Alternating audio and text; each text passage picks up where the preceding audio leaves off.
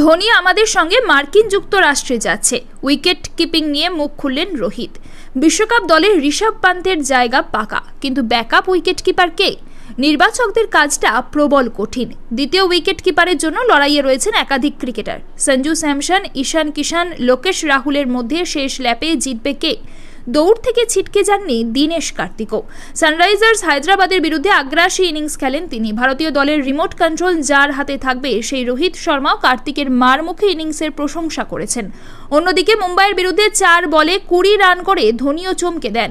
অস্ট্রেলিয়ার প্রাক্তন wicket keeper Adam Gilchrist প্রশ্ন করেন রোহিত শর্মাকে, কার্তিক আর ধোনিকেও তো বিশ্বকাপ দলে নিতে পারো। অজি উইকেট কিপারের প্রশ্নের জবাবে হিটম্যান বলেন, ধোনির থেকে কার্তিককে বোঝানো অনেক সহজ। রোহিত জানান, বিশ্বকাপের সময় মার্কিন যুক্তরাষ্ট্রে থাকবেন ধোনিও। মার্কিন মুলুকে গলফ খেলবেন ভারতের প্রাক্তন অধিনায়ক। ক্যারিয়ারে এই শেষ বেলায় কার্তিকও কি টি-20 বিশ্বকাপ খেলতে রাজি থাকবেন? সানরাইজার্স হায়দ্রাবাদের বিরুদ্ধে 35 বলে 83 রানের দুরন্ত ইনিংস খেলেন। সেই প্রসঙ্গে হিটম্যান বলেন, ওর ইনিংস আমাকে মুগ্ধ করেছে। দুদিন আগে দারুণ ইনিংস খেলেছে দীনেশ। ধোনি 4 বলে 20 রান করে নজর কেড়েছে। ওই 20 রানই ম্যাচে পার্থক্য গড়ে দেয়।